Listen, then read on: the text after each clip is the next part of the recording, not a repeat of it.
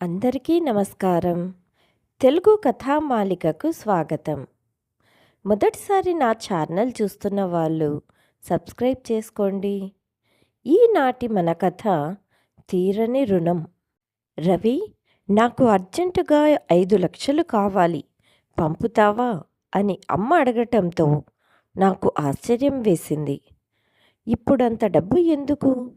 అమ్మను అడిగాను. కారణం చెప్పి తీరాలా? సూటిగా అడిగేసరికి నేను నీళ్లు నమలాల్సి వచ్చింది. అది కాదమ్మా అంటూ ఏదో చెప్పబోయాను. నా ప్రశ్నకు అమ్మ నొచ్చుకుంటుందని నాకు తెలుసు.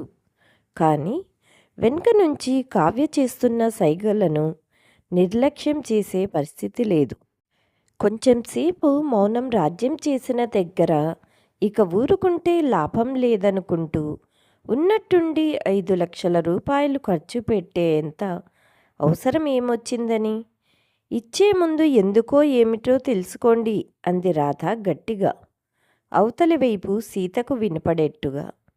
అదే అమ్మా, నీకు ఏం అవసరం వచ్చిందో ఏమిటో అని రాధ అంటుంటే, రాధ మాటలకు తను ఏమనుకుంటుందోనని భయపడుతూనే సర్ది చెప్పబోయాను.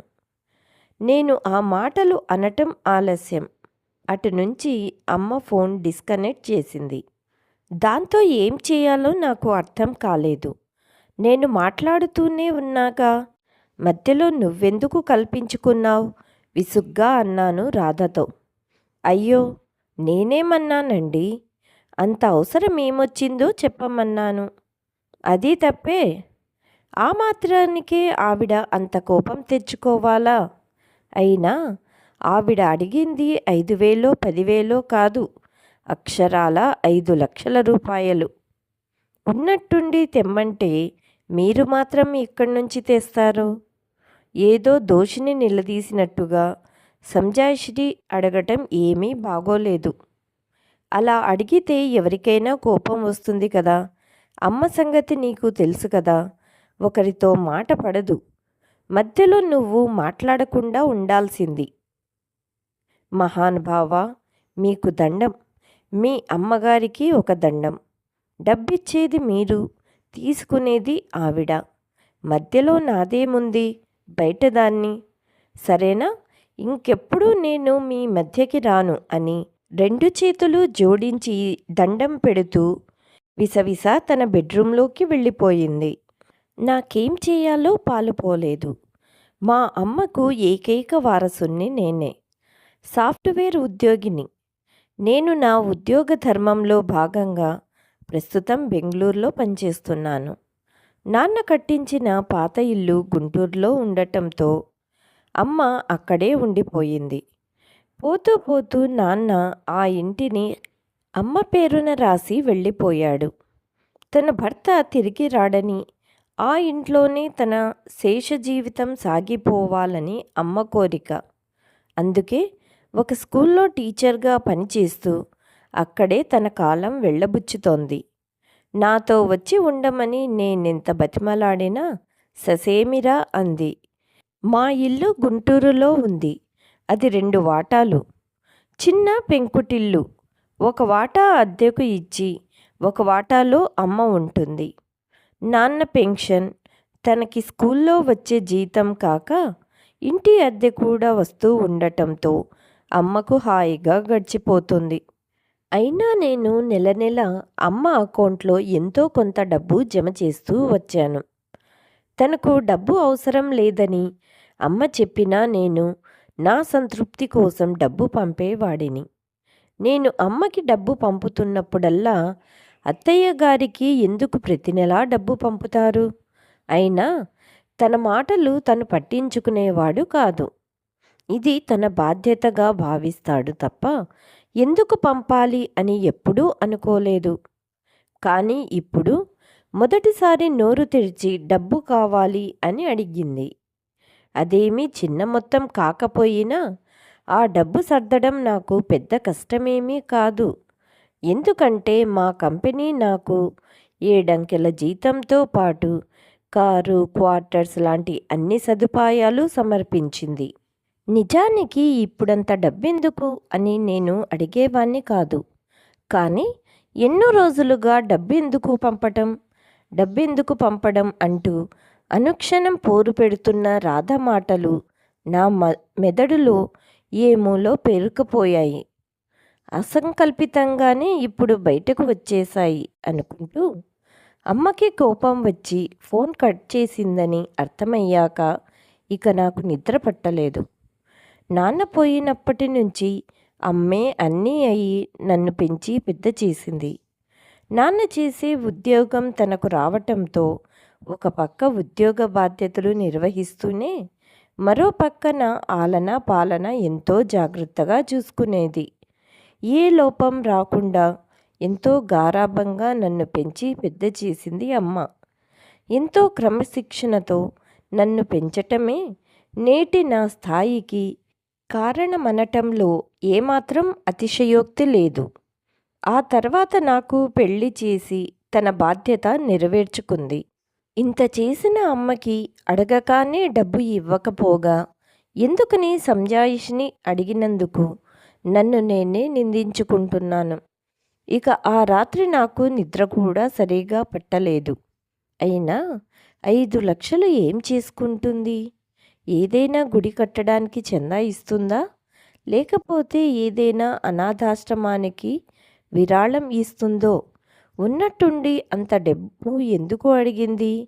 ఏదో పెద్ద అవసరం లేకుంటే అమ్మ నోరు తెరిచి అడిగేది కాదని తనకు తెలుసు. అందుకే నేను పర్సనల్గా వెళ్ళి 5 లక్షలు అమ్మ చేతికి ఇద్దామని నిర్ణయించుకున్నాను. కానీ ఆఫీస్ పని ఒత్తిడిలో పడి కాస్త ఆలస్యం చేశాను. ఈలోగా రమేష్ నుంచి వచ్చిన ఫోన్. ఏరా, మీరు ఇల్లు తాకట్టు పెట్టారా? అంత డబ్బు అవసరమేమొచ్చింది మీకు? ఆ మాటలకు నా బుర్ర తిరిగిపోయింది. ఏం మాట్లాడుతున్నావురా? మేమిల్లు తాకట్టు పెట్టడం ఏమిటి అన్నాను. అదేంట్రా, నీకు తెలియకుండానే మాట్లాడుతున్నావా? మీ ఇల్లు ఆ బ్రోకర్ పాపారావు దగ్గర తాకట్టు పెట్టి మీ అమ్మ 10 లక్షలు తీసుకున్నారట. నాకు ఇప్పుడే తెలిసింది. నేనేమీ మాట్లాడలేకపోయాను. నాతో ఒక్క మాటైనా చెప్పకుండా అమ్మ ఇల్లు తాకట్టు పెట్టడమేమిటి అనుకున్నాను. నేను డబ్బు పంపలేదని అమ్మ ఈ పని చేసిందా? అసలు సంగతి ఏమిటో కనుక్కుందామని అమ్మకు ఫోన్ చేశాను. కానీ కాల్ కలవకపోవటంతో మళ్ళీ రమేష్కే ఫోన్ చేశాను. అరే, అమ్మ ఫోన్ కలవటం లేదు. ఒక్కసారి అమ్మ దగ్గరకు వెళ్ళి నాతో మాట్లాడమని అంటావా? సరే అన్నాడు రమేష్. 10 నిమిషాల తర్వాత వాడి నుంచి ఫోన్ వచ్చింది. రవి, మీ ఇంటికి తాళం వేసి ఉంది. అద్దెకు ఉన్న వాళ్ళని అడిగాను. వాళ్ళు అమ్మ కావలికెళ్ళిందని చెప్పారు అంటూ మళ్ళీ అమ్మకు ఫోన్ చేసి కలవకపోవటంతో నాకెందుకో గాబరా పుట్టింది. నేను మర్నాడు సాయంత్రం 6:30కు బెంగళూరులో ఫ్లైట్ ఎక్కాను. విజయవాడలో దిగగానే అమ్మకి ఫోన్ చేశాను. అదృష్టవశాత్తు కాల్ కలిసింది. వెంటనే నేను గుంటూరు వస్తున్నట్టు చెప్పాను. అది విని అమ్మ, నేనిప్పుడు గుంటూరులో లేను, నేను కావలిలో ఉన్నాను నాన్న. నువ్వొక పని చెయ్యి, రజనీ అక్క ఇంటికి వచ్చేసేయ్ అంది. రజని మా పెద్దనాన్న కూతురు కావలిలో ఉంటుంది. బావకి టెలిఫోన్ డిపార్ట్మెంట్లో ఉద్యోగం. ఇంట్లో అడుగు పెట్టేసరికి అక్క ఎదురొచ్చి, రారా, పిన్ని చెప్పింది నువ్వు వస్తున్నావని. తను ఇందాకే ఆసుపత్రికి వెళ్ళింది. నువ్వు స్నానం చేసి ఫ్రెష్ అవ్వు, ఈలోగా తను వచ్చేస్తుందిలే అంది. ఆ మాట వినగానే నేను కంగారు పడి, ఆసుపత్రికా? ఎందుకు? ఏమైందమ్మకి అని అడిగాను. పిన్నికి ఏం కాలేదు, గాబరా పడకు. తెలిసిన వాళ్ళకి ఎవరికో ఆరోగ్యం బాగా లేకపోతే తనే ఇక్కడ ఉండి గవర్నమెంట్ హాస్పిటల్లో చేర్పించిందట. తెలిసిన వాళ్ళ? ఎవరు? ఏమోరా, నాకు సరిగ్గా తెలియదు. ఒకసారి అయినా పిన్నితో నేను ఆసుపత్రికి వెళ్దామనుకున్నాను, కానీ ఎక్కడ? ఈ మధ్య ఒక స్కూల్లో టీచర్గా చేరాను. దాంతో ఇక ఆసుపత్రికి వెళ్ళటానికి కుదిరితేనా? సరేలే, నేను వచ్చా కదా ఇదంతా చూసుకుంటానులే అన్నాను. తొందరగా ఫ్రెష్ అయ్యిరా, వచ్చి ఎప్పుడు తిన్నావో ఏమిటో వంట రెడీ అయ్యింది అనింది అక్క. ఇదిగో క్షణాల్లో వస్తా అంటూ బాత్రూంలోకి వెళ్ళబోతుండగా వెనుక నుంచి గుర్తుకొచ్చింది. పిన్ని హాస్పిటల్లో చేర్పించింది ఎవరో సుందరమంట, నీకు తెలిసే ఉండొచ్చు అన్నది. అక్క మాటలు వినిపించి ఆశ్చర్యపోయాను. సుందరం, ఈ పేరు నా చిన్నప్పటి నుంచి నా చెవుల్లో మారుమోగుతూనే ఉంది. నా ఊహ తెలిసేటప్పటికీ నాన్న చనిపోవటంతో అమ్మే నాకు లోకమయ్యింది. అమ్మ డ్యూటీకి వెళుతూ వెళుతూ నన్ను మా స్కూల్ దగ్గర డ్రాప్ చేసి వెళ్ళేది. అయితే మాకేమీ సొంత వెహికల్ ఉండేది కాదు. ఉదయాన్నే మేము బయలుదేరే సమయానికి సుందరం తన రిక్షాతో మా ఇంటి ముందు రెడీగా ఉండేవాడు. సాయంత్రం నా స్కూల్ అయ్యేలోపు మళ్ళీ స్కూల్ దగ్గర ప్రత్యక్షమయ్యేవాడు. నన్ను ఇంటికి తెచ్చి నాతోనే ఉండి నాతో ఆటలు ఆడించేవాడు. తర్వాత మళ్ళీ వెళ్ళి అమ్మని ఆఫీస్ నుంచి ఇంటికి తీసుకొచ్చేవాడు. సెలవుల రోజుల్లో కూడా మేము ఎక్కడికన్నా వెళ్ళాలంటే ముందే అమ్మ చెప్పి ఉంచేదేమో. సరిగ్గా ఆ టైంకి మా ఇంటి ముందు ఉండేవాడు. అప్పట్లో నాకు తెలియదు కానీ ఇప్పుడు తలుచుకుంటే అమ్మని చూడగానే వాడి ముఖంలో ఏదో తెలియని ఒక ఆనందం కనిపించేది అని నాకు అనిపిస్తుంది. అప్పట్లో వాడిని చూడగానే నాకు చాలా సంతోషంగా ఉండేది. అయినా నాకు వయసు వచ్చేసరికి వాడు మా ఇంటికి వస్తుంటే నాకు చిరాకుగా అనిపిస్తూ ఉండేది. నేను ఒకరోజు వాడిని ఒరేయ్ అని పిలిచాను. వెంటనే అమ్మ నన్ను దగ్గరికి తీసుకొని, తప్పు నాన్న, సుందరం నీకన్నా పెద్దవాడు కదా, అలా పిలవవచ్చా అంటూ సున్నితంగా మందలించింది. ప్రతిరోజు సుందరం నన్ను స్కూల్ దగ్గర దింపటం, తిరిగి ఇంటికి తీసుకెళ్ళడం, అమ్మ వచ్చేదాకా నన్ను ఆడించడం, మేము ఎక్కడికి వెళ్ళాలన్నా అతని రిక్షాలోనే వెళ్ళటం, మా స్కూల్లో అందరూ మాట్లాడుకోవటానికి అది ఒక పెద్ద టాపిక్ అయ్యింది. ఒకసారి పేరెంట్ టీచర్ మీటింగ్కి అమ్మ వెనకే వాడు కూడా వచ్చి ఓ పక్కన నిలబడ్డాడు. అది చూసి మా క్లాస్మేట్ ఒకడు నాతో డైరెక్ట్గా, మా అమ్మతో మా నాన్న వచ్చాడు, మీ అమ్మతో రిక్షావాడు వచ్చాడేంట్రా, కొంపదీసి అతనేనా మీ నాన్న అన్నాడు. నాకు ఒళ్ళు మండిపోయి వాణ్ణి కింద పడేసి కొమ్మేశాను. అది పెద్ద గొడవై ప్రిన్సిపల్ దాకా కంప్లైంట్ వెళ్ళటం, ఆయన నాకు వార్నింగ్ ఇవ్వడం కూడా జరిగింది. అప్పటి నుంచి నాకు మా అమ్మని ఎవడో అలా కామెంట్ చేయడానికి కారణమైన సుందరాన్ని చూస్తే ఒళ్ళు కంపరం పుట్టడం మొదలుపెట్టింది. అసలు ఎవడు వీడు, ప్రతిరోజు మా ఇంటికి ఎందుకు వస్తున్నాడు? నిప్పులాంటి మా అమ్మ వీడి మూలంగా మాట పడవలసి వచ్చింది కదా. ఊర్లో ఇంకా రిక్షా లేనట్టు అమ్మ అన్నిటికీ వీడినే ఎందుకు పిలుస్తుంది? అన్ని జవాబులు లేని ప్రశ్నలే. డైరెక్టుగా అమ్మని అడిగేశాను. అసలు వాడెవడు? మన ఇంటి చుట్టూ తిరగటానికి మనకేమైనా చుట్టమా పక్కమా? అంతే. ఆ రోజు అమ్మ ఉగ్రావతారమే చూశాను. అమ్మ విరుచుకుపడింది. అమ్మకు ఎందుకు వచ్చిందో అంత కోపం అప్పుడే కాదు, ఇప్పటికీ నాకు అర్థం కాని విషయం. ఆఫ్టర్ ఆల్ ఒక రిక్షావాడికి అంత చనువు ఇవ్వటానికి కారణం నాకు తెలియదు. నాకు తెలిసి మా అమ్మ నా మీద చెయ్యి చేసుకోవటం అదే మొదటిసారి, చివరిసారి కూడా. కానీ అది ఆ సుందరం వల్లనే కావటంతో నాకు తన మీద ద్వేషం పెరిగిపోయింది. ఆ తర్వాత అమ్మతో చాలాసార్లు బయటికి బయలుదేరినా నేను ఆ సుందరం రిక్షాని చూసేసరికి నేను రాను, నువ్వు వెళ్ళు అమ్మా అనేవాణ్ణి. అప్పుడప్పుడు మేము ఎక్కడికన్నా వెళ్ళాలనుకుని ఆటోలో వెళదామమ్మా అని అంటే, ఎందుకు నాన్న డబ్బులు దండగా, మన సుందరం రిక్షా అయితే తక్కువలో వస్తుంది అనేది. నేను సమాధానం చెప్పేవాడిని కాదు.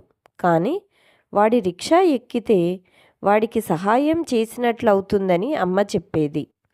అప్పటిదాకా నాతో ఎంతో ప్రేమగా మాట్లాడుతూ ఉండే అమ్మ ఆ సుందరం కనిపిస్తే చాలు నన్ను వదిలేసి వెళ్ళి వాడితో నవ్వుతూ మాట్లాడుతూ కూర్చునేది. ఒక్కొక్క రోజు వాడు వాడి పెళ్ళాం మా ఇంట్లోనే ఉండేవాళ్ళు. ఆ రోజు నుంచి నాకు తిండి సహించేది కాదు. 6వ తరగతి నుంచి అమ్మ నన్ను సైనిక్ స్కూల్లో వేసింది. ఆ రెసిడెన్షియల్ స్కూల్లో చేరాక నాకు మా ఇంటి వాతావరణం దూరమైనందుకు బాధగా ఉన్నా ఆ సుందరాన్ని చూసే బాధ తప్పిందని ఎంతో ఆనందం కలిగింది. అందుకే చదువు మీద ఎక్కువ శ్రద్ధ పెట్టాను. నెలకోసారి అమ్మ వచ్చేది. క్రమంగా నేను సుందరాన్ని గొడవ మర్చిపోయాను. ఉద్యోగం రావటం, పెళ్ళి జరగటం అన్నీ వరుసపెట్టి అయిపోయాయి. ఈ గొడవల్లో పడి ఆ సుందరాన్ని పూర్తిగా మర్చిపోయాను. కానీ ఇప్పుడు ఏదో పాత బాధగా రేపినట్టు అక్క ఆ సుందరం పేరు చెప్పేసరికి నాకు మనసంతా వికలమైపోయింది. ఏ అర్ధరాత్రి కానో నిద్రదేవత నన్ను కరుణించలేదు. ఆసుపత్రి నుంచి అమ్మ ఎప్పుడొచ్చిందో కూడా తెలియలేదు. పొద్దున లేచాక అమ్మతో మాట్లాడుదాంలే అనుకున్నా. కానీ నేను లేచేసరికే అమ్మ ఆసుపత్రికి వెళ్ళిపోయింది. ఆ విషయం అక్క చెప్పేసరికి దిగ్భ్రాంతికి లోనయ్యాను. నేనేదో అనబోతుంటే అక్క నాతో, ఒరేయ్ రవి, ఆ సుందరం గారికి ఈరోజు సర్జరీ ఉందట. అందుకే పిన్ని తొందరగా వెళ్ళిపోయింది.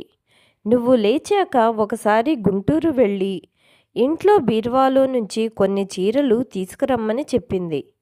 మొన్న ఆసుపత్రికి వచ్చే తొందరలో తెచ్చుకోలేదట.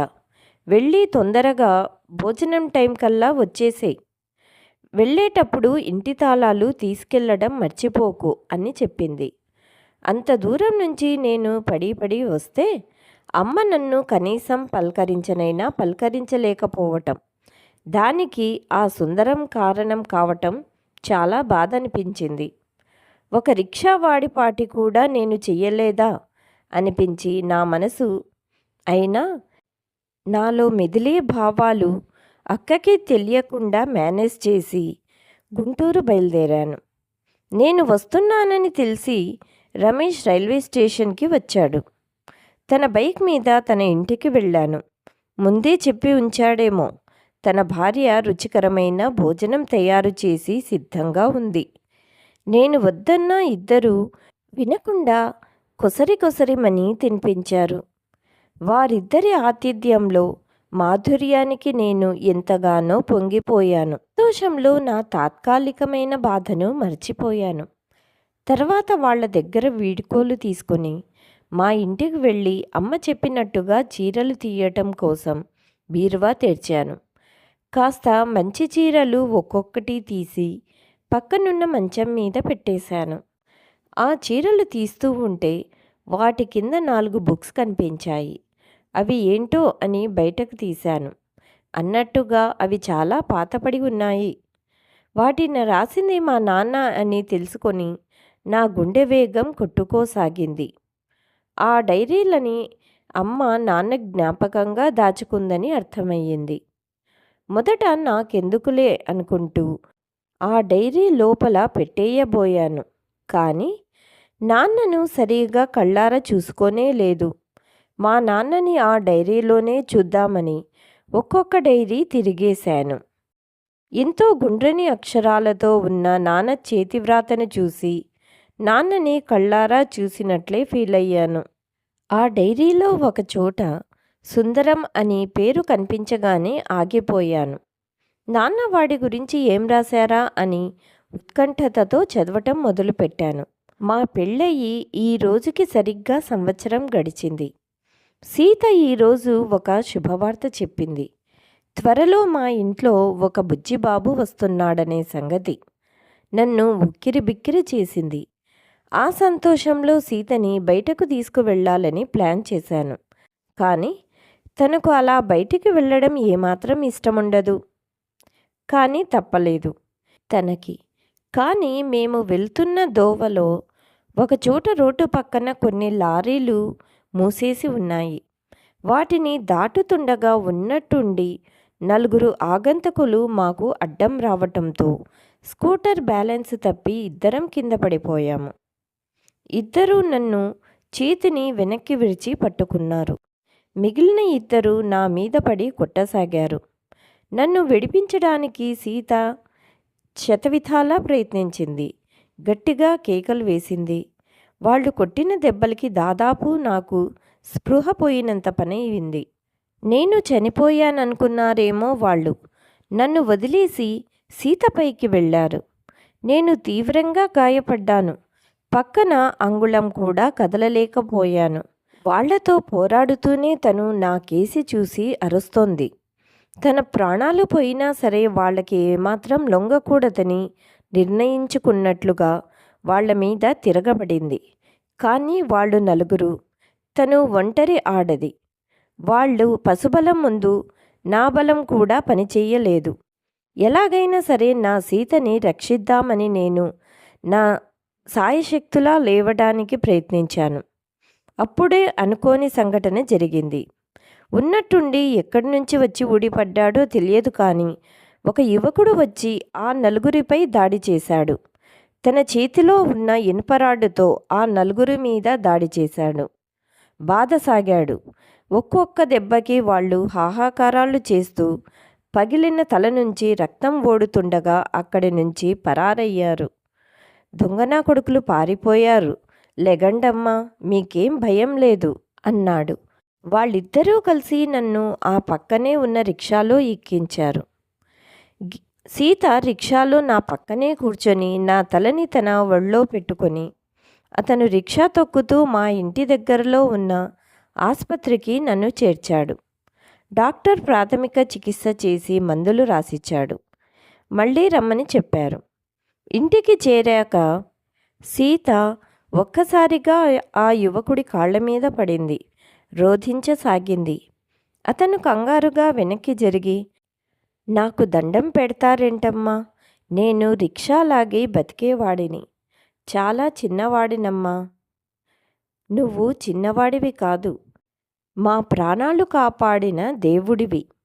ఈరోజు నువ్వే వచ్చి కాపాడకపోతే మా జీవితాలు సర్వనాశనం అయిపోయేవి. 1000 జన్మలైనా నువ్వు చేసిన ఈ ఉపకారానికి బదులు తీర్చుకోలేము. చనిపోయిన మా నాన్న తన స్థానం భర్తీ చేయమని నిన్ను పంపారేమో.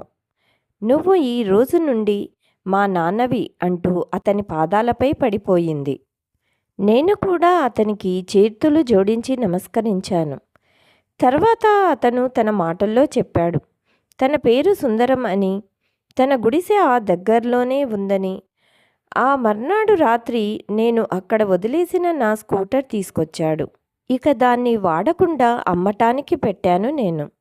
అప్పటి నుంచి మేము ఎక్కడికి వెళ్ళాలన్నా సరే సుందరయ్య రిక్షాలోనే వెళ్ళాలనుకునే ఆ సంగతి సీతకి చెప్పాను. నా ప్రతిపాదనను తను సంపూర్ణ ఆమోదం తెలిపింది. మా నాన్న స్వహస్తాలతో రాసింది చదివి నేను ఆశ్చర్యపోయాను. ఎంతసేపు అలా కదలకుండా ఉండిపోయానో నాకే తెలియదు. చిన్నప్పటి నుంచి సుందరంగాడు అంటూ అకారణంగా నేను ఎవరి మీదైతే ద్వేషం పెంచుకున్నానో ఆ సుందరం నిజంగానే ఒక దేవుడు అని తెలిసి వచ్చింది. అలాంటి దేవుడి కాళ్లపై పడి క్షమాపణలు అడిగితే కానీ నా పాపానికి నిష్కృతి ఉండదనిపించింది. వెంటనే అక్కడి నుంచి లేచి మెల్లిగా మా తాతయ్యని కలవటం కోసం బయటకు నడిచాను. మళ్ళీ రేపు మరొక కొత్త కథతో మీ ముందుంటాను. Please like, share and subscribe my channel. Thank you.